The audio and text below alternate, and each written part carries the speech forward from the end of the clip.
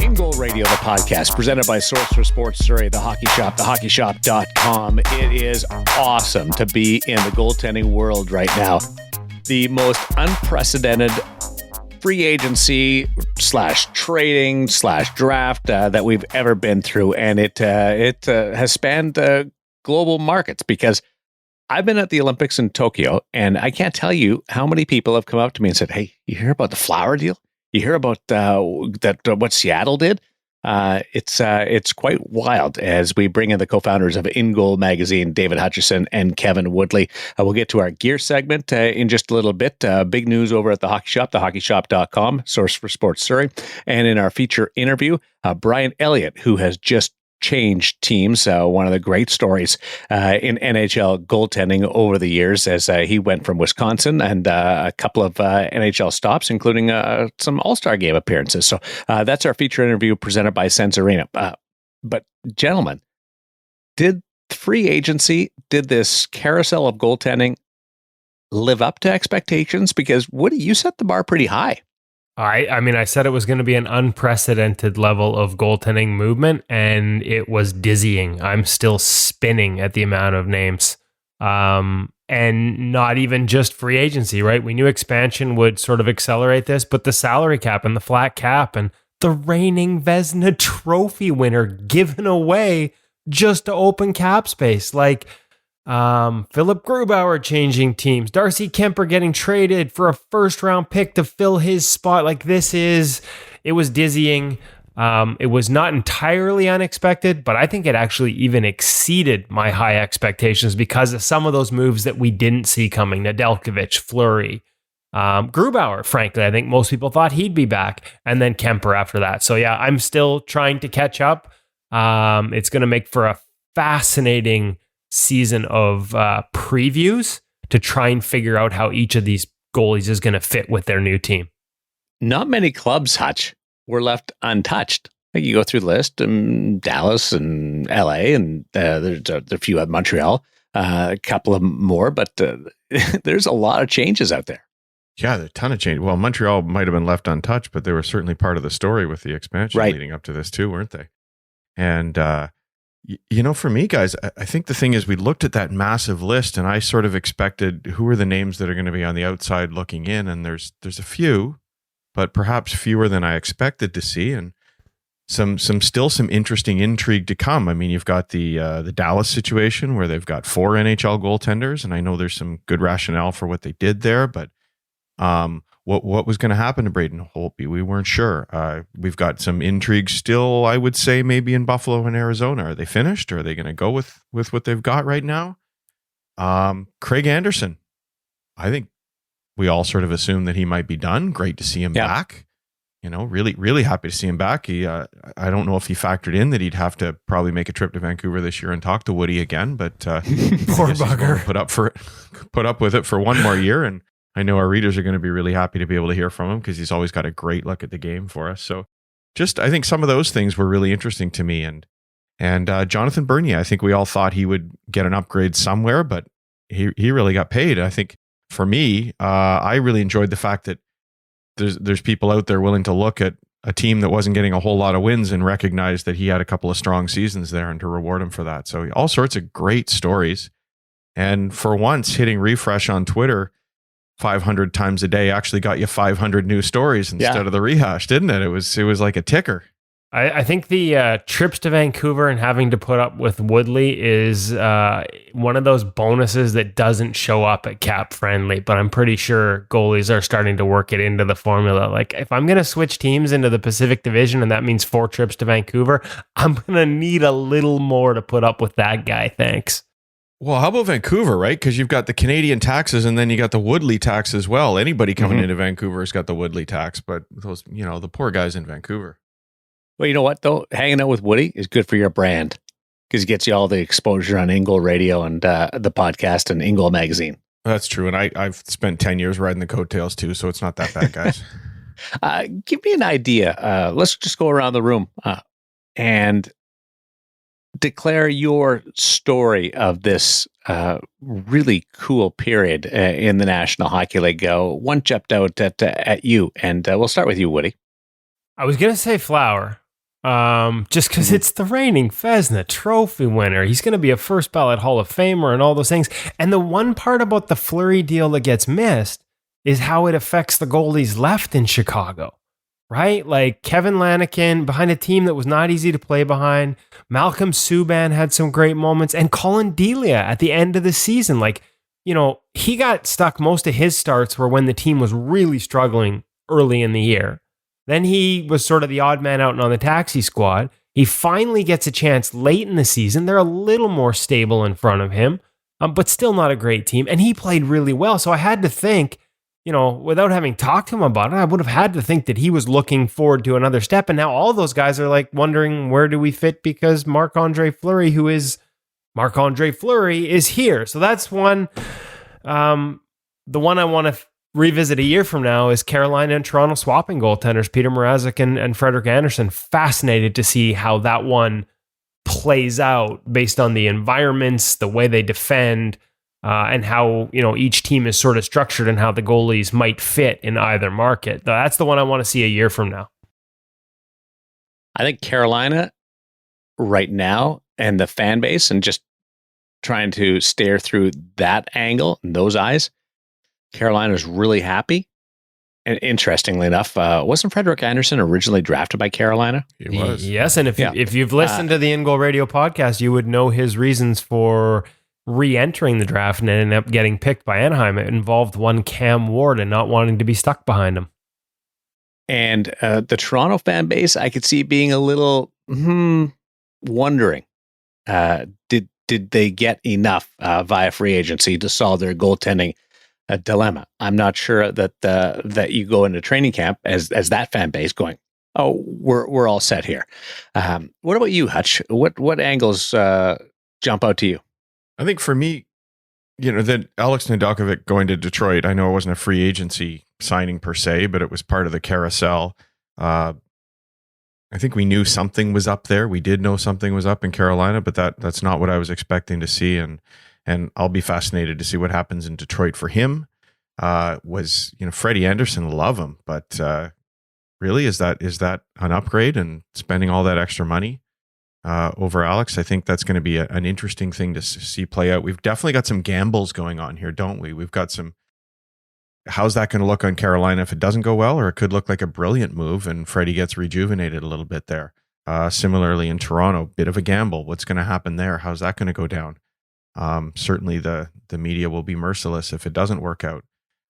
For me, I think Grubauer was the interesting story, though. I didn't expect them to go anywhere, and I certainly didn't expect Seattle to pick him up, as they had been talking so much about the importance of keeping that cap space. And they looked like they were in a pretty good situation. I think out of the draft, people were not bothered by the moves they'd made in net, and so that was kind of a late inning surprise for me. And then, as Woody just brought up offline before we got on here, the twist I hadn't realized is, for a couple $1 million more than what they're now spending on goaltending, they could have had Carey Price. And so that's also an interesting bet. So, but it's musical chairs every year. So every story begets another story, and it's going to be a fascinating year.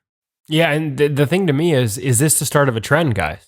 Like, a lot of these are short-term deals. So None of these outside of Grubauer, most of these guys are going to their new places for 1 or 2 years. Is the carousel just going to keep spinning? And do we start to see some trends in the coming years on the teams that are best able to identify goaltenders that can play well behind their team? We talked about Cam Talbot in the Minnesota Wild, I think last week or the week before, and how good a fit he's been there, and why they exposed Kaapo Kähkönen to the Seattle Kraken in the expansion draft. And again, they used ClearSight Analytics. They went a little deeper. They dug down into the granular data and figured out this guy in our system, his successes, the places where he is strong, sort of meet where our team is strong.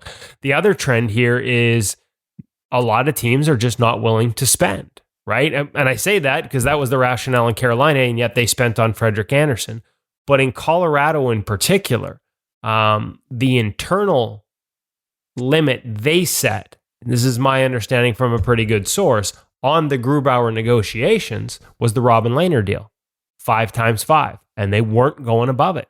And they didn't. But instead, they end up spending a first-round pick to plug the gap. So it's a fascinating time for goaltenders. Also at a time where I thought there'd be more goalies than chairs to be filled. And we've still got a guy, friend of in-goal like Devin Dubnyk, still doesn't have a contract for next year. And there's a couple guys in that boat. I mean, Tuukka Rask, he's going to be out till January because of hip surgery. But what happens to him when he comes back if he wants to play? That trend is also something to keep an eye on teams that are saying, no, man, we got a really good team. You should want to come and play here, but we're not going to overspend on this position. Coming off a Stanley Cup final that saw $9.5 million Andrei Vasilevsky win out over $10.5 million Carey Price. Crazy. I mentioned last week that I wasn't convinced Seattle was done, but I will admit that at no point did I foresee Ron Francis and company in play on Philip Grubauer, and I didn't think that the $6 billion or 5.9 was there for Philip Grubauer on the open market. So that one catches my attention. The other one is Chicago and Marc-Andre. Where is the rationale around that? Because if you were going to pick up Marc-Andre, I thought you would be a contender. Chicago's not a contender. They want to take steps. Does this mean Chicago believes that they are a contender for a playoff spot? Well, I mean, to be honest with you, I think having Marc-Andre Fleury, there's enough pieces there. And Marc-Andre Fleury was so good last year that if you get him at that level, I think you could make that argument that, and there's a lot of people that believe just get in, and maybe they feel like their fan base needs to see them get into the playoffs to have butts in seats and things like that. I mean, clearly, after a year of no ticket revenue, a lot of owners spent on contracts, whether in free agency or acquiring contracts, with an eye towards increasing their bottom line over the next year. Playoffs, I mean, here in Vancouver, it's all in on playoffs, right? All in on playoffs, big spending. So I got to think that's part of that equation. Now, let's be honest. There were cup contenders that were interested in Marc-Andre Fleury, is my information. The problem is most of them don't have the cap space. And, again, much like Braden Holtby in Vancouver actually could have gotten something decent back for Braden Holtby if they were willing to eat half his salary. But eating half of Braden Holtby's salary and then having to pay for his replacement basically became a net zero for Vancouver. And much like Vegas and Fleury, it was all about the cap space. So it wasn't about getting something back and eating half. It was about moving the whole hit. I mean, look at Vancouver was in on Alex Nedeljkovic and could have had him as part of a Holtby deal if they were willing to eat cap space. But they weren't, because they couldn't afford to spend that much on the position. They actually bought out Braden Holtby rather than get something back for him that they couldn't afford to fit into their cap structure. So I think there's a lot of similarities. I bring that up because there are a lot of similarities between how Braden and Vancouver were handled and how Vegas handled Marc-Andre Fleury. Contenders couldn't afford him. The only teams that could aren't quite there. Where I'm maybe a little bit surprised is, why didn't you flip him if you had the option? If you could afford to eat, if you're a team that can acquire him and eat half the cap space, we just saw Darcy Kemper get a first-round pick for $3.5 million, half of Marc-Andre Fleury's cap hit. You could have basically bought a first-round pick in next year's draft, which, from what I'm told, is going to be one of the deepest ones in years. The next 2 seasons drafts are supposed to be exceptional. So, but outside of that, the teams that wanted him couldn't afford him. However, just to push on your thought there a little, Woody, they might not have flipped him yet, but they can still take that run at the playoffs with a reigning Vezina Trophy winner to help them. And if it's not working out later in the season, they can flip him then, and he might be worth more than a first-round pick when somebody thinks he could be the guy to put them over the top. Because there's only 1 year left on that deal. Good point. One final note on an observation on all the changes that occurred. Edmonton was involved in Darcy Kemper, is my understanding.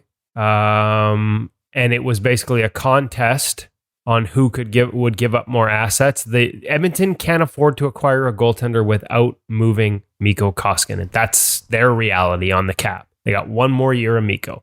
And so for Arizona to take Mikko's contract and give them Darcy Kemper, because from a cap hit perspective, it's pretty much straight across.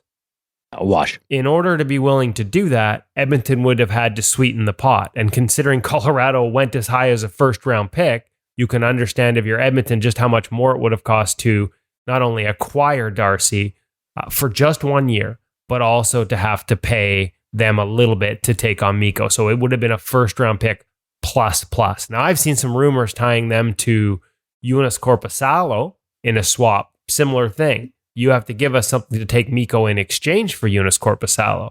And the cost, the acquisition cost for them was insane. Now, Korpisalo's on a friendlier contract and I believe has 2 years left, or maybe this is the last year of it. But when you look at it statistically, like that's the one thing. Like Mikko had a down year last year and was right at expected. And a lot of it was because they didn't have a backup goalie at the beginning of the season when Mike Smith was hurt and they played the wheels off Mikko. You can't play him that much. He needs the work. And he never really recovered. But Mikko Koskinen 2 years ago was top 7 in adjusted save percentage. I'm not telling you he's a world beater who's going to lead you to the Stanley Cup playoffs. But I don't think you spend, and the cost is something like one of their top prospects and a first round pick, to get rid of a guy who statistically over the last 2 seasons has actually outplayed the guy you're acquiring. Even if you see more potential in the other guy, you only got 1 year left of pain with Mikko Koskinen's contract. The Koskinen 2 years ago was when Dave Tippett stuck to that rotation of 2 games and then switched to the other guy for 2 games. And it was balanced, and they got a lot of time to work and a lot of time to also work on their game. So it was a really good situation for Mikko. So if there's a situation like that out there, boy, you got to think that with all the analytics, that it would be something that somebody would look at. Well, I mean, you'd think. I mean, the reality was he just didn't get that chance last year because Mike Smith was hurt, and they didn't have plan. Exactly. They didn't have Plan B. That was on a complete mismanagement, frankly, of their management team to not have another option in goal. They left themselves with no safety net they could trust, so that they could, because they were worried about. They had 9 defensemen on the roster, but no access to a third goaltender. Right, like that was a mistake. They've got Alex Stalock, and nobody knew that you were going to have that crazy season and. Interdivision and jam packed, and like it was. But you didn't need to be a genius. It was just an odd year. But you didn't need to be a genius to say you're going to need 3 goalies. Like it sucked that they needed that third guy early and they didn't have him. But it was pretty common knowledge you were going to need 3. Now they didn't know that they were going to lose the guy they'd signed on waivers. Their mistake was probably not just claiming Alex Nedeljkovic right back after they lost their guy. On waivers. That was the first mistake. But listen, this year they've learned from it. Alex Stalock is there and he can play. So if you lose a guy, you're going to still have 2. And so I just think that if you're Edmonton, why would you give away a first round pick and one of your top defensive prospects to get away from Mikko Koskinen for 1 year when the reality is, in the right situation, he can be really good? I love it. It's just been fascinating. And I've committed myself to spending the entire flight home in a week. I'll talk to you guys one more time from Tokyo, but my entire flight home will be after downloading all teams' rosters to go through and see what I've missed. I know I've missed something, and not just the goaltending world, but defensemen and forwards, because there's just so many things that have been going on with the hockey world through the draft, free agency, and of course the expansion draft with the Seattle Kraken, and then we've got the Brian Elliott change of teams, and we've got Els coming up in just a little bit. Interesting. Darren Elliott I work with Vegas Golden Knights, and we call him DE. That's his nickname. And I was thinking, we got Brian Elliott on today at Els. I've never called Darren Elliott Els. How the same name, different nicknames can come out. Woody, you're pretty easy. Hutch, you're pretty easy. I like to think, but just a goofy observation as I got a lot of time to ride buses here in Tokyo to think about goofy things. What's going on at the hockey shop? Because that's also a busy situation right now. I'd yell, but I'd worry about busting the levels. It's the back to hockey sale. Oh, it's going to be a good one. Every week we bring you sort of what's the new stuff, the new line, the new products. We had the Warrior neck guard last year, by the way, still coming soon. And everyone who listened to that was like, I got to get it. Coming soon. Some delays in shipping. But I tell you what, there's no delays on. The Back to Hockey sale is on right now. As soon as you hear this on the podcast, go to thehockeyshop.com, as in right away, because some of the door crashers have already started. And the sale prices that you're going to hear from Cam here, of course, we had to have Siri step in and correct him because math isn't Cam's strong suit. Evidently 50% off. He has trouble cutting things in half, including his goals against average. So that was a real struggle for him. CCM E-Flex. But he does let in half the shots. Yeah, that's true. So maybe it should be easy, actually. But math was tough for Cam. He couldn't handle it. We had to bring in Siri. That's how deep the cuts are. He probably in his mind couldn't be like, there's no way this can be a sub $300 pad. So he said 400. Like it has to be at least 400. No, folks, it's $300. There are 2-for-1 composite sticks from CCM. 2-for-1. As well as a lot of sales. Some of them that have just started the week before, but some real specials on right now as they make way for all the new stuff that is coming. The hockey industry has not been immune to the shipping problems around the world caused by the pandemic. And so a lot of equipment and lines that were supposed to be in store by now are still coming. We mentioned the Warrior stuff. CCM Stick E-Flex 5 is one of those things that's sort of fallen in that category. But in the meantime, it gives Cam more time to clear out all this stuff. So let's check in with him right now, actually, and get him to update us on some of these incredible door crashers. I even let him mix in a couple of player specials for those goalies out there are coaching and need a new bar down twig. They got like 2-for-1s and half off there. Let's check in with Cam right now to see what the big sales are.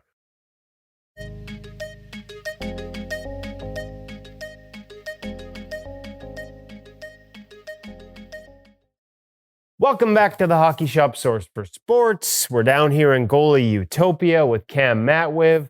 We have been bringing you the latest and greatest in product innovations, the new lines for 2021. We're going to call a little timeout on that this week. Shift our focus. Every time we bring you something new, we talk about things that have gone on sale, past models. Well, we've got a couple right now that are like, this is more than just a sale now, Cam. What are you calling this? Hockey's back. This is the big sale. Hockey is back. Yes. I'm clearly enthusiastic about it. It's a little early in the morning for me for that type and level of enthusiasm, Cam, but I appreciate it in you. So real quick, there are some door crashes. There are some massive savings. There's going to be savings all around the store. Check them out online at thehockeyshop.com. Most of the sales are all applying online as well. But there are a couple that are like right out of the gate. As soon as you hear this podcast, go to the Hockey Shop website and check it out because these are like super big discounts. I won't pretend on the math. I'm going to let Cam fill you in. Math isn't your strong suit, so here's where I come into play. I was a math major, by the way. Math major? Oh, man, you should try a little harder then. So, leg pads on sale, door crasher style, but available online as well. We have the CCM E 4.5 leg pad. These bad boys are going to be going for $399. $400. Under $400, technically. Hang on. You two math donkeys. Since neither of you can count, let's make this one a series special. Those pads are not $399, they are $299. That's less than $300 for a new set of pads. The Siri Door Crusher special. Got it, boys? Try to keep up now. I don't want to have to save you again. Flat face knee roll, those are the sort of like your special specs. That's correct. Wow. Okay. That's a hell of a deal. I'm guessing, folks, that these aren't going to last. Make sure you get in early if you're looking for this model. Perfect pad cam for beer leaguer, youth level goalie coming up. Anything, you know what? This pad's going to be best for, especially like a growing and intermediate pad, like again, a transitionary pad. Beer leaguer, your 1-2 time a week recreational guy. Perfect pad for that set. You know what? And in the grand scheme of things, there's obviously a good, better, best scenario. Don't get me wrong, these are good pad, but for the price, you can't really go wrong. $400 for leg pads. Okay, now I'm holding the Warrior G4s over here. We've talked about them in the past. A lot of innovation in these pads. Quick point though, these 4.5, senior only, white not included, colors only for this. When you're looking online, you're only going to see the color versions. Off the top of my head, I know I got some, obviously, Montreal colorways left. I think I got a couple Detroits, things like that. Check them all out online. All white will be unavailable online for this deal. But if you come in store, for those who live locally, who knows? Oh, that's interesting. All right, walk me through these bad boys. What's the price point on these G4s? So Warrior G4 senior pad, going to be $500 on the dot. So $499.99, so half off. Great price point. I've got 2 or 3 different colorways, I think, off the top of my head, which you'll find all online. Retro Tan's one of the kind of neater ones that we have. You have Retro Tan in this for $500. Tan. We have a Retro Tan. Look at that.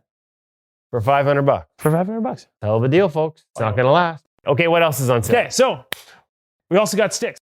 Buy one CCM, the white and black colorway that we got here, get Premier 2.5. How much? Absolutely free. Come on, 2 for 1 on sticks? 2 for 1 on sticks. P2.5, white and black colorway, some limited sizing that's left over. Check it out online. Buy one, get one free. Again, lower price point model, little bit heavier than your high-end Premier stick, but going to be really durable, really good stick, especially for beer leaguers. Again, warm-up stick, practice twig. We've talked about it before. I like this one. What else you got? So, I mean, normally we don't really kind of cover this stuff, but did you bring player crap into my gear segment? Yeah, I don't even, how do you even hold, what? So, player stuff. Yeah, these. You know, this is a goalie show, right? Yeah. Okay, actually, I guess, you know what? Here's the reality. Goalie coaches. You got to do some shooting this summer. And a lot of goalies, a lot of young goalies, as they get better, move into goalie schools as coaches. You want to start firing those rockets bar down, save a little money while you're doing it. Or I know a lot of pro goalies that get tired of being a goalie in the summer. They go skate out a little bit. Want to dangle your buddies, go a little, light up a goalie yourself, have a little fun. Evidently, these will help you do the job. And what's the deal on these? So these guys are going to go for half off. I was just getting lost in your player terms there. I don't really know. I'm just like... Yeah, I know. You're digging deep. Anyway. I got the player flow, so player flow, I can talk player. True, high-end, XC9 stick. You know, any of you real player aficionados might call me out here on what the exact model is. Check them out online.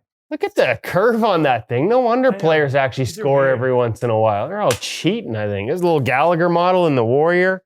What's the price on this one? So half off, so you're going to be looking at 160 there. Same thing with this stick as well. I believe you're looking at 160 as well. So, well, I'd be honest with you, Cam. I'd normally just hack you right across the shins for even bringing player crap into my gear segment, but I'm gonna forgive this one because there are so many great deals on the goalie stuff as well. So, folks, make sure you check them out online, in store.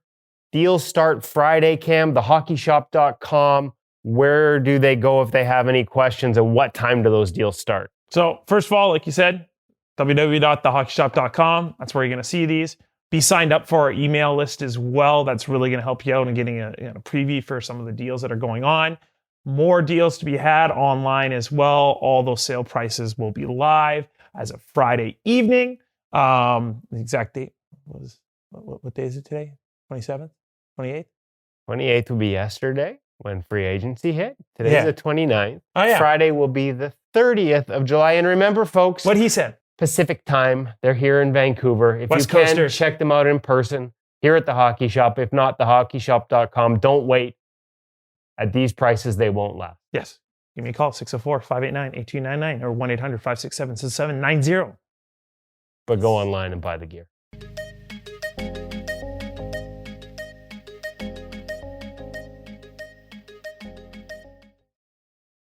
And as you and Cam hung out, I was on thehockeyshop.com, just perusing and hanging out. I haven't had time to be on it lately, checking out those door crashers. It's like legitimate people. It's not just hype. I was just going through. It's significant savings going on there with Cam and company. You're talking about I was passing the phone around the stands in the rink yesterday, and everybody's Really? getting excited. Honestly, and everybody's getting excited. Oh, I need this, because it's that time of year now. Finally, Yeah. where so many kids are getting back in the rink and getting ready for the season to come, and mom and dad realize that little Johnny or little Susie has grown 2 inches since last season. So there's a lot of stuff to be done. What an awesome opportunity right now. Hey, not only that, how about treat yourself? Like if men's leaguer, beer leaguer, rec leaguer, there's a good chance that you didn't play last year. Yeah. Or if you did, you played very little. Like leagues and things like that didn't happen. Little like maybe treat yourself to get back into hockey with a little bit of a freshen up. I may have sent a heads up to my entire beer league team that this sale was coming. Not that they need goalie equipment, but as Cam mentioned, the sticks are on sale too. So I may have the 2 guys that can actually shoot the puck on my team. Apologies to everyone else. I gave them the heads up that they could buy a decent twig. The rest of them might as well be playing with 2x4s, but. That's good. Like we're talking bags, we're talking cages, we're talking everything on that website. So check it out and look at the door crashers, look at the sales, and have some fun. And as you listen to the feature interview brought to you by Sense Arena, it's Brian Elliott coming up. He switched teams, going from the Philadelphia Flyers over to the Tampa Bay Lightning, and boy, that's pretty cool. But before we get to the interview, just an update on what's happening with Sense Arena, Hutch. Yeah, kind of fun. I've been teasing the fact that we would have some videos showing some of our work with Sense Arena, and I just shipped off the first one that we finished, and I think they're going to run it this week. The reason I mention it here is I often wonder when we publish drills at ingoalmag.com, how many people look at it and say, well, that's great, but I can't exactly take it to my coach and say, can we try this in practice? I can't get my goalie coach to mimic this drill here. So I think a lot of people might think that the drill section, the pro drill section, is mostly for coaches, and nothing could be further from the truth. And Sense Arena is one opportunity to take some of the things you've seen at InGoal and put them to use at home for yourself. And so even though Sense Arena comes with all kinds of fantastic drills and all kinds of training programs from professional goalies and professional coaches that can help you work with it and to help you use it to improve your game, you can actually use it as a tool of your own if you'd like to try some of the drills that we feature here at InGoal or that you found somewhere else. And so this week, we actually took that really cool moving glove drill that we saw from both Evgeny Nabokov presenting it at the Net 360 camp, and then we also saw Eli Wilson in many camps use it, and we've got a demo of Carey Price also working the drill. And then we're going to show you how you can take this, even though it's not baked into Sense Arena, and then you can actually do this drill yourself at home and see what it's all about. And actually tested it with one of our readers that had been in touch with me, and he just said his kid's eyes lit up and would be using it that night. So you can use Sense Arena both from all the great tools that are built into it, but you can also take it for yourself to try a few new things as well. So just another opportunity to use Sense Arena to take your game to a new level this season. A real treat, Sense Arena, being able to lean on that kind of technology, almost as good as like being a free agent and signing with, I don't know, 2-time defending Stanley Cup champions, like right up in the cool range of that with Brian Elliott. Yeah, and you know what? Like he talks about having already had a conversation with Franz Jean, who we've obviously had on the podcast after he won the first of his 2 straight Stanley Cups as the goalie coach of the Tampa Bay Lightning. But we get into some things with Brian that I don't think a lot of people realize. And we've hinted at it at shows in the past. Jeff Glass talked about it when he was a playing partner with him early in his Ottawa Senators days. Like Brian Elliott is a remarkable story because, I mean, first of all, he went from undrafted in the OHL, played like a junior B the next year, like a tier 2 junior league the next year, and was drafted to the NHL out of that. Second last pick in the NHL, goes on to a great career at Wisconsin. But what most people don't know is he played a very unique style under Bill Howard. And he gets into that. Like purposely not being square to the puck or shooter. Stop it. Seriously. That was the style. And he had a ton of success. And Bill Howard had a ton of success as the goalie coach teaching this. But then he goes to pro. And he's got to change it all. Everything. He talks about working with Mike Valley in the offseason, But to me, the untold story of Brian Elliott, or at least, in mainstream circles, was that he made this jump. And he played a lot of NHL games early in his career against the hardest jump. Every goalie tells us the hardest jump. He makes this jump while completely changing how he plays the game against the best shooters in the world right up into the NHL, and goes from the second last pick in the draft in a round that no longer exists to 500 NHL games this season, which is a mark that, I even had to look it up, like only 76 goalies in the history of the entire National Hockey League have played 500 games. Like, this is, again, I just think it gets overlooked a little bit. We see him as an experienced veteran guy now into that 1B role, more of a backup. But like, the career he's had from where he came and the changes he had to make, to me, were remarkable. And so to finally get him on the podcast, been working on it for a little bit, and just happen to have it be after he signed with what he hopes will be the 3-time Stanley Cup champions by this time next year, was a real treat. And really appreciate, because as you'll hear, he's a busy guy right now. The move, the family, and you talked about it, Darren, earlier. That's the other thing. We tend to look at, we're talking about all these guys in these musical chairs, and we look at them as commodities. We forget sometimes there's a family that has to move and uproot, and that side. And we get into that a little bit with Brian as well in this interview. I think it's a really important signing for the Tampa Bay Lightning after Andrei Vasilevsky played every minute of every game in the last 2 Stanley Cup playoffs, just to give yourself a little bit more breathing room with that position. So Brian Elliott, the feature interview brought to you by Sensorina VR on In Goal Radio, the podcast. Enjoy.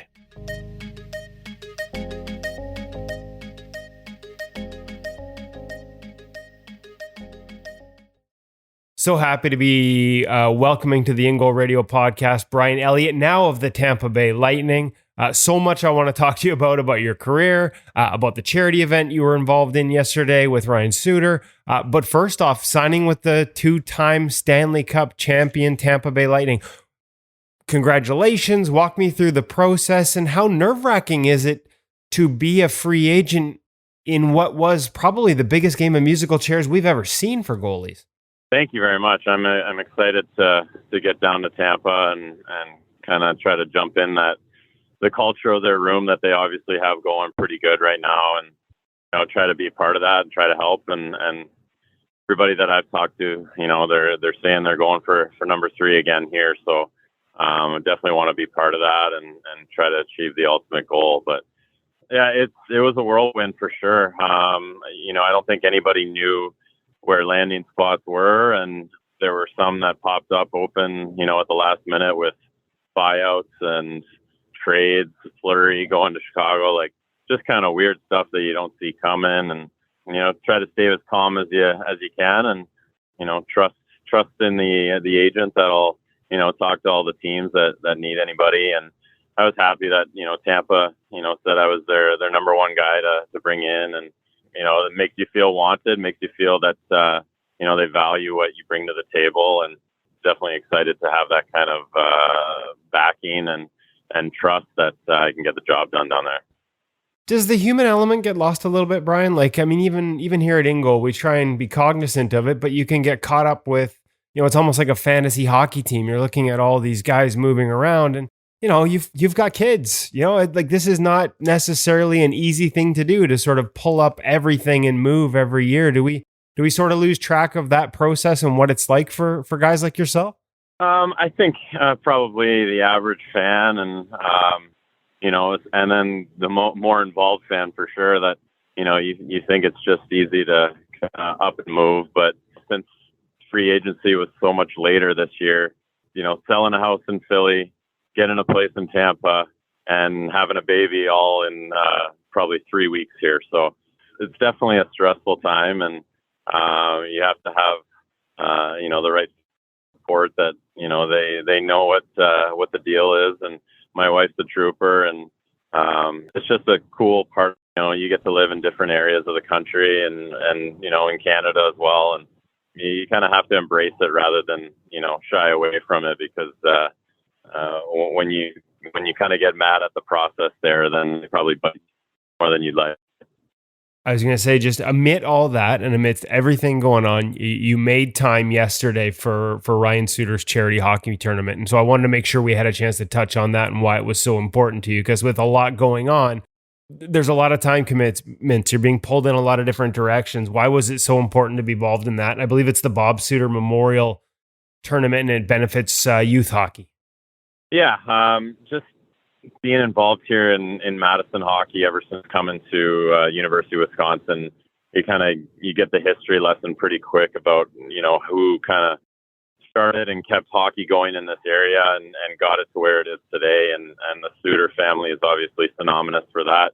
And, Bob Suter played a huge role in that, obviously winning the gold medal in 1980 and kind of bringing that recognition to Madison along with the rest of the Suters that have played at the University of Wisconsin. And, I just wanted to definitely be part of it. I mean, to give back a little bit, and all the proceeds went to getting kids that, can't afford hockey equipment the opportunity to play and start up and, hopefully maybe have a dream of playing in the NHL someday. So wanted to be part of it. And you see the guys that turned out for that family to come out. You got guys like Chelios and Granado and, all the coaching staff here at University of Wisconsin, and then all the young guys that have stuck around like Craig Smith and Luke Cunnin and Greenway and, just, the list goes on. But I just wanted to be part of it and make sure that I did my part as well. Now, you talk about young kids. It's such an expensive sport in general, but the position in particular. Young kids hopefully getting the opportunity to grow up and have a chance to do what you've done, have a remarkable career in the NHL. I gotta ask, who was your guy? Like, how'd you get started in goal? Where did the love for the position begin? And was there a guy growing up that sparked it for you? Yeah, I got started a little bit later than most kids. And my brother, actually, my older brother, is 2.5 years older than me. And he kind of got in net first, and as being the younger brother, I tried to do everything, bigger and better than him, and just kind of dove right into it when I was about 10 or 11 after trying it a few times, and just stuck with that position. And, growing up in the Toronto area, it was definitely Felix Potvin at the time when I was just getting into it, making the big windmill saves, and just having the style that I think every kid in that era probably loved to watch. And so that was really big with me. And, obviously the Toronto goalies, having Cujo there and then Eddie Belfour, just the mix of personalities and styles. It was just really fun to watch. And that's probably what got me into the position and just kind of, made me, pursue it even more. So we're talking probably mid-90s around then. Before goalie coaches became, an everyday occurrence right down to the youth level, heck, mid-90s, they were the exception rather than the rule right up to the National Hockey League. So what was it like for you back then? Was it watching those guys and emulating what they did on the ice? How'd you learn? Who were your mentors early on the ice?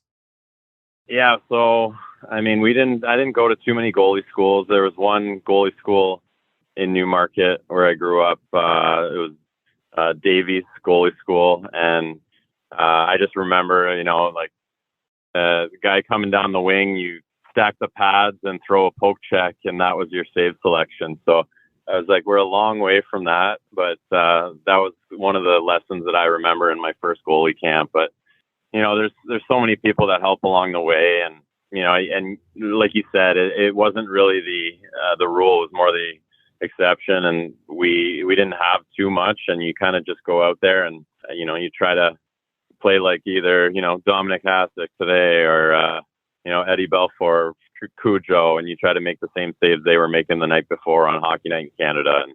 And that's how we did it, and and then you just get more and more coaching as you go along. It's funny. Do you think that we've lost a little bit of that? In an era where a lot of that coaching now starts at 6, 7, 8 years old, and you've got some kids specializing. Do you think we've lost a little bit of that instinct? And it's kind of a tough question for me to ask you. Your kids aren't old enough that they're in it yet, but seeing some of the young kids that come up, as pros now behind you, do you feel that way at all?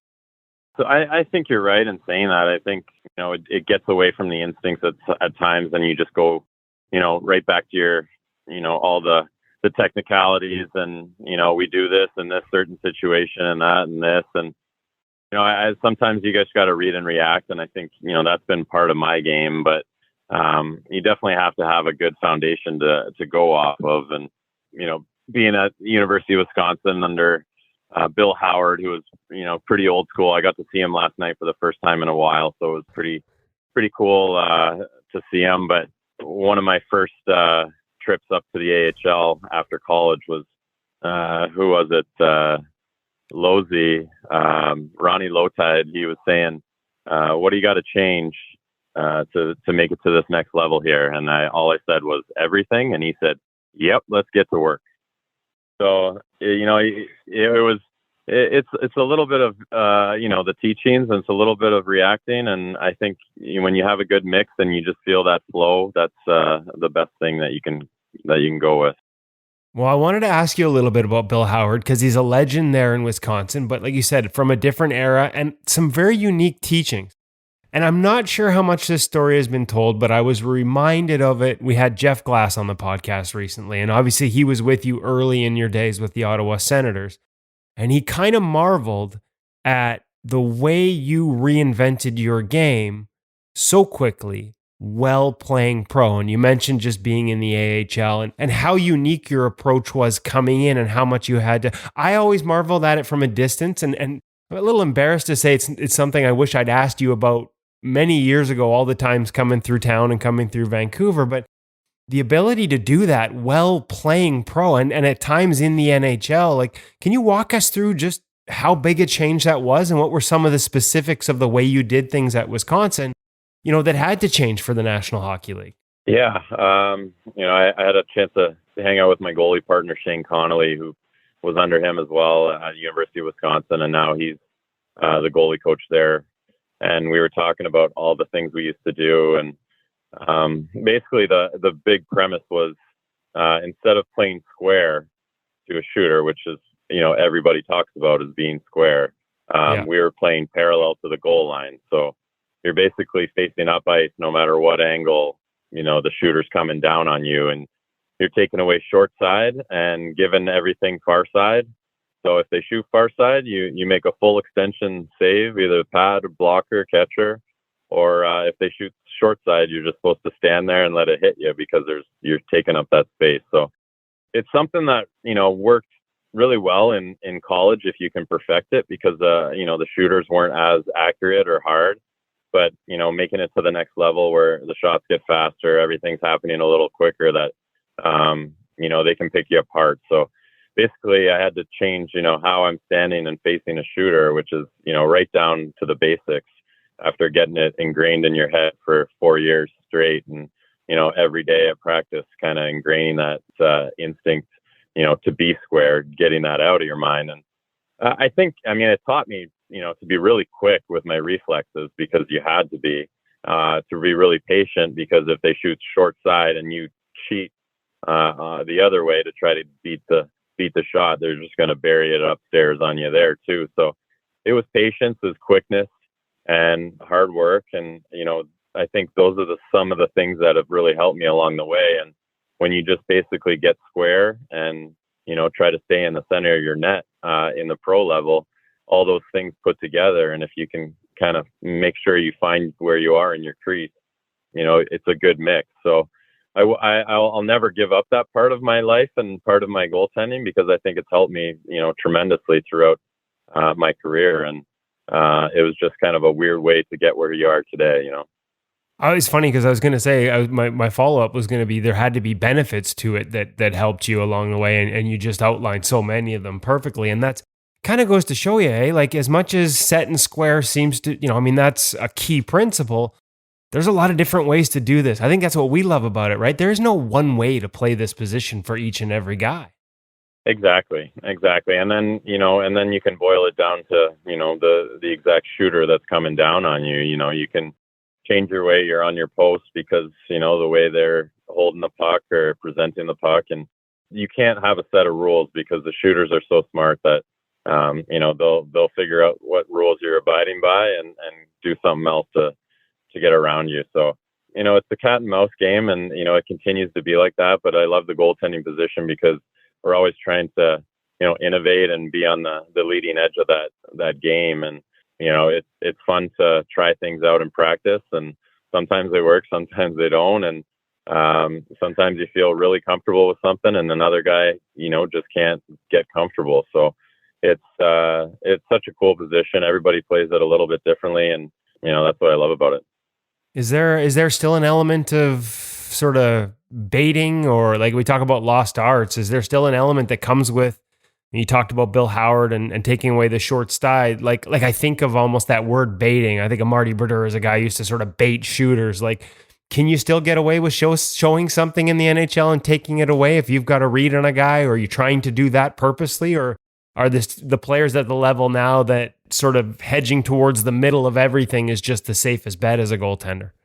I definitely think there's baiting involved. I mean, you're basically trying to, play your percentages and give a certain percentage that, you think they want to shoot at, or they have a tendency to shoot at, and you can take it away after that. But like I said, the shooters are so good, so they shoot so hard and accurate that, even if you think you're baiting them and you give it to them and they can still get you. So it comes down to individual guys. I think that's an art form too. So I had the privilege and the honor to, share a couple creases in St. Louis with Marty, just watching him in practice. I think me and Jake Allen we kind of, you catch yourself just wanting to play like him. You're looking down, seeing how he makes saves, and you want to, throw the 2-pad jammer and the huge windmill glove save just like him. And that was really cool for both of us. I know he was a big fan of it too. It's so funny because I wish we're doing a phone call on this one. Often we do video. If you could see my smile right now, Brian, as you talk about those stories and how the game has evolved that way. Just loving this. What about from the shooter standpoint? Like in that cat and mouse game that we're always trying to stay ahead of, like have shooters really evolved maybe more so? We always talk about goaltending and the way it's evolved in the last 20 years, but in the last 3 or 4, I feel like shooters are starting to show looks to NHL goaltenders that we haven't seen before. The amount of time they spend on skill and deception, where it used to be the goalies that worked on their skills and their cores, or sort of their fundamentals in the summer, it feels like shooters are catching up a little bit. Yeah, I definitely think so. I think you can see that with the skill sets of, the kids coming in when they're 18, 19, and you're like, wow, like, there's Hall of Famers that are probably like, oh, I can't do that. I've never done that before. And, they're just young kids. So they're definitely, the skill work is getting more and more. And that's why we talk about it. It's like, it is the cat and mouse, like who can be ahead of the curve on either direction. And, I think they're learning how to freeze goalies, what stick movements that, make us go down or not go down. And, it's the little cues that they're working on that probably, the fan watching from afar doesn't really see, but there's mental cues that, a goalie uses when you see, open blade, a closed blade, and, where the puck is, how they're presenting it. And I think shooters are really working on that deception and the trickiness in those types of plays. And and then you pour all that into a guy like Connor McDavid when he's going 100 miles an hour and doing all those things as well that nobody else, has been doing for years. That the league is definitely getting more skilled as far as, the shooters and the skill involved. Does it make reading the game that much more important? We talked about the give and take. We talked about how the game's evolved technically for goaltenders, but it's really easy for me to, from the outside, look at technique, and I think sometimes oversimplify things because that's all you can see. You don't see the mental side and the read. Is the read and the ability to anticipate based on the patterns that are presented, like, is that the most important part, maybe even as much as guys like me from the outside look at technique and stuff? Is that even more important as a goaltender, the ability to process and anticipate at speed? I don't know what the percentage would be, but I think just the anticipation and reading is way more important than your technique. I mean, as long as you can get to where you need to be and read that in a timely fashion, then you can still make that save, whatever save collection you choose. Some techniques are, better than others and smoother than others, but it's definitely the read. And I think, even talking with, my new goalie coach in Tampa just for a little bit when I signed. We both kind of have the same outlook on it. Is basically, your legs get to where you need to be and everything else will, take care of itself. So it's one of the things that, Jimmy Corsi in St. Louis, he always kind of preached that, as long as you can get to your spot, everything else is instinct and you can make that save no matter what. So it's just, it's definitely all about reads, anticipation, and then obviously your foundation and technique go from there. Yeah, and Franz Jean, a guy that we've had on the podcast as well after the first cup there. So in good hands with him, and glad to hear you guys hit it off right away. It's funny because getting there and getting to your spots, I guess the one thing on technique is it can help you get there more efficiently at times as that evolves in the efficiency of movement, but reads are core as well. When I go back and look, undrafted in the OHL, you go play Junior A, end up in the NCAA, 9th round pick for Ottawa. Was there any point along there, any lessons you can share on perseverance? Because the work that it took to get to this level, 500 games in the National Hockey League this year, something that very few achieve. When you look back at those early years, undrafted in the OHL, like, was that a moment that you thought you might be done? Or did you, in terms of the NHL being a dream? Or I'm thinking there's probably a lot of kids right now that are listening to this that are also going through this. What advice would you give them on that perseverance side?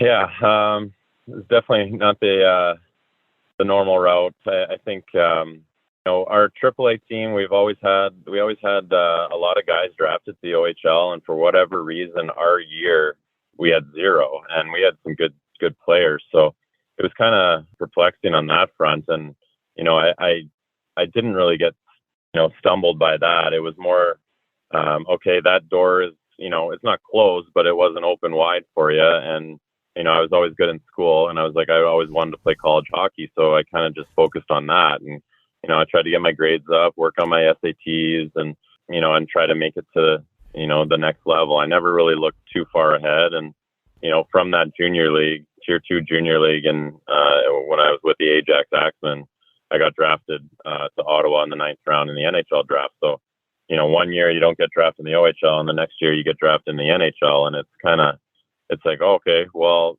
maybe there is still a chance, and they want you to go to school, they want you to develop as goalies, need a little bit more time, and especially as a late round draft pick, kind of took a flyer on me, and I had a great opportunity come up with University of Wisconsin, and and that's kind of where it went. But it was more just you want to play well at this level, and then make it to the next, and I never really looked too far ahead. And you just try to dominate wherever you're playing, and everything takes care of itself. But, there's a lot of hard work, but there's a lot of, luck involved too. There's things that happen that gave you an opportunity. And like I always say in a lot of interviews, you get those opportunities, and you just have to take advantage of them. And, there's sometimes they never come up again. So as long as you feel good and you can sleep at the end of the night that you did all that you could, that opportunity, that's kind of how I approach, each and every game.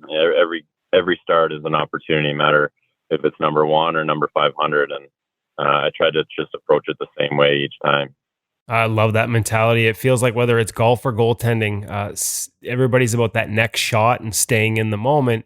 Sometimes it's the easiest thing to say and a hard thing to do. Are there any lessons along the way that helped you come to that, where it's just focus on the now, focus in the moment, or has that always been sort of natural to you?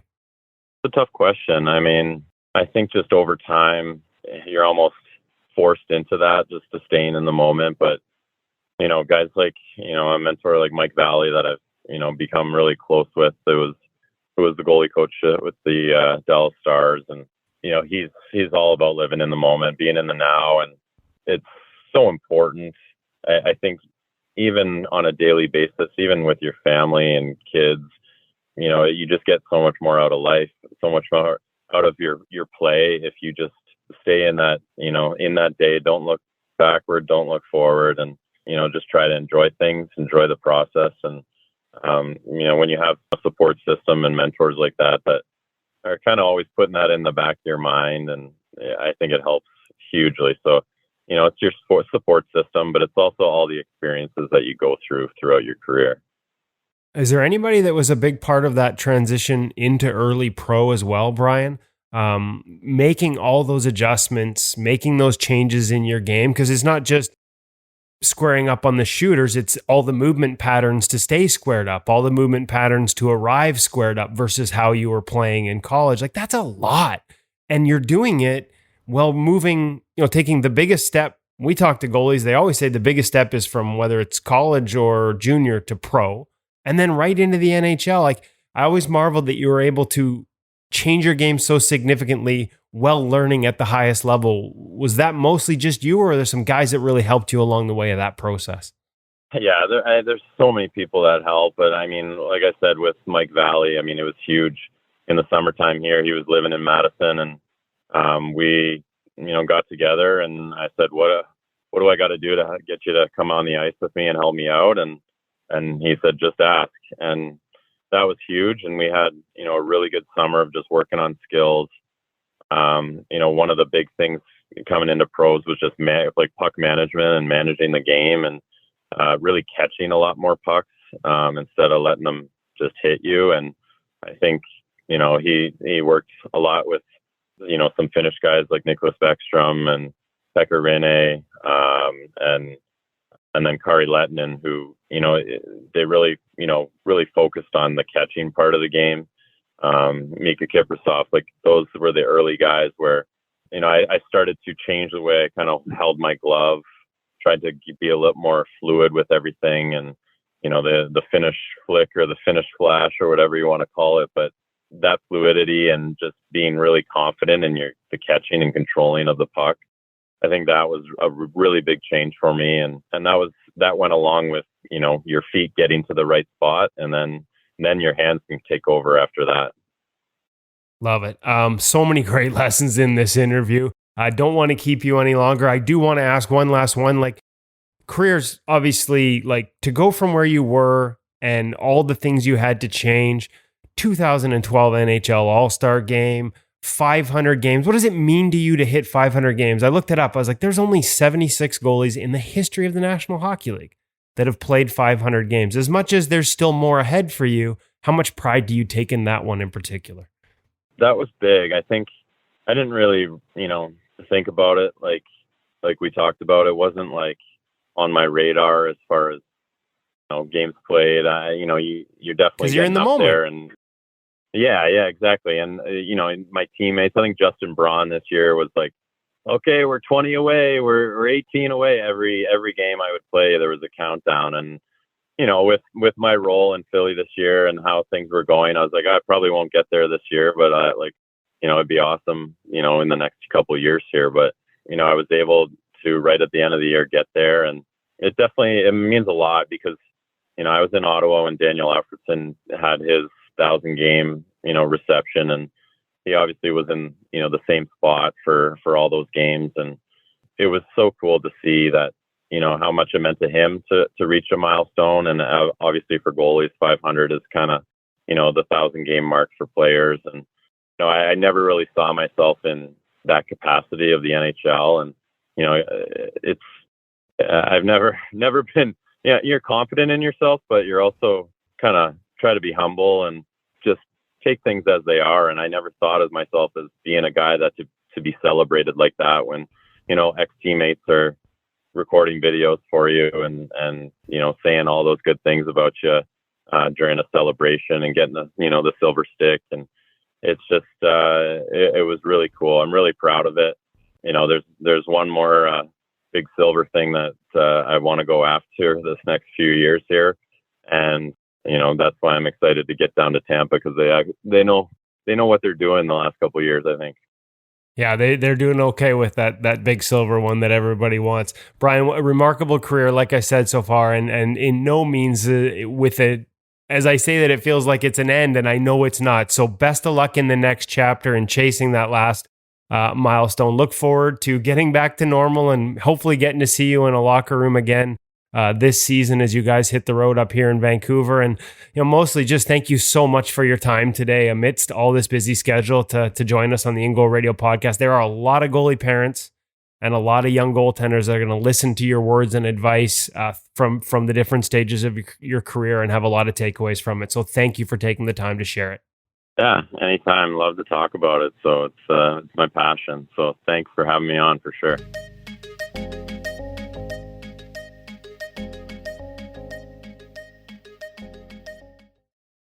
Really excited for Brian and to get that opportunity to play with a bona fide contender for a Stanley Cup and a guy that can go in if anything should happen. And we've watched him at several times get streaky and white hot, and he can really get the job done. And the schedule that came out, gentlemen, because there's that gap in February for the Olympic Games, should the National Hockey League go to Beijing, it's so hectic, and arguably more hectic than it was this past season, the 56 game schedule, because you don't have the 2-game series all over the place, more travel. So I think they're gonna have to play Brian Elliott a lot more than normally would over a 82 game schedule, say under the format 5 years ago. And you got to expect Vazzy's going to be a little bit busy with the Olympics if they're going to. Yeah. And the other part of that is, we focus so much on the NHL signings. Really important to note how key some of the signings below that level are going to be for so many teams. With condensed schedule, no taxi squads, all the things you mentioned. I think next year, travel being back in is going to be an even bigger grind for a lot of guys coming off, for everyone, but some more than the others, a shortened off season. Like, I think you're going to need 3, maybe 4, a lot more than you have in years past. And we've already talked about how having 3 is important. So as much as we talk about Brian Elliott, don't overlook, Maxime Lagacé, a guy you would know from Vegas, Darren, signing as the number 3 with the Tampa Bay Lightning. Other deals. Calvin Pickard stays in Detroit. Christopher Gibson goes to Florida. Just kind of scrolling through that list. Andrew Hammond. A lot of Troy those. Grosnick. Yeah, I was looking for Grosser's name. Grosnick goes to Boston after they trade Dan Vladar to Calgary. Scott Wedgwood re-signing in New Jersey, a guy that I think is, we could be talking about as that next Chris Dreger as a late bloomer. Like those insurance policies in the 3-hole. Carolina just made it official. Alex Lyon signed him to go behind Frederik Andersen and Antti Ranta. And let's be honest, given Antti Ranta's history over the past couple of years, if he can't stay healthy, you better have a 3 there, if not a 4, our good friend Beck Warm. So a lot of those types of deals. Charlie Lindgren leaves the Montreal Canadiens, signs with the St. Louis Blues. Adam Werner in Calgary. Garrett Sparks, our good friend Garrett Sparks with the LA Kings after Troy Grosnick goes to Boston. Those deals sometimes get too easily overlooked and end up being the difference sometimes for a team between making and not making the playoffs because they bought themselves. Hey, we talked about Edmonton. They have an insurance policy. It's so important. And the San Jose Sharks, like their goaltending's basically brand new, right? Oh, how many teams have completely new tandems? Buffalo, Arizona, Carolina, San Jose. Yeah, James Reimer and Aiden Hill. Reimer's returning. I was going to say two past guests of the In Goal Radio podcast, but we're actually hitting a point, boys, where pretty much everyone who moves has been a past guest of the In Goal Radio podcast, episode 130. Crazy. Wow. Well done. That feature interview brought to you by Sensorina VR with Brian Elliott. Incredible story. He really wasn't supposed to play this long in the National Hockey League if you look at his route, and he certainly wasn't supposed to play as much as he did early on, a couple of All-Star games, and went in and did an amazing job for the Ottawa Senators at the start of his career, and really everywhere he's gone. He's stood in there, and I think he's one of those sort of underappreciated guys in the league for when you look at the numbers that he's produced. 100%. Absolutely agree with that. And like I said, that's why I've been wanting to get this story out there for a while. Like I think his path, his journey is one that hasn't been told enough beyond sort of a small circle. Hey, Hutch, I like to lean on you just to get the feel for which way the wind is blowing. Minor hockey side of it, where are you? How are things progressing? And are you on the right path? Great question, because it sounds like it's different just about everywhere. It's real good out here on the West Coast. We're sort of back to normal. My son's team's got their main camp this weekend. I know there's a whole lot of minor hockey camps on the go now, and it looks good for the fall. Just hope everybody stays safe, guys, and I hope those areas that got hit a little bit harder, Ontario, I know, Manitoba, places like that, I hope people are able to get back on and get back to some level of normalcy, because it's really important for families and for kids especially.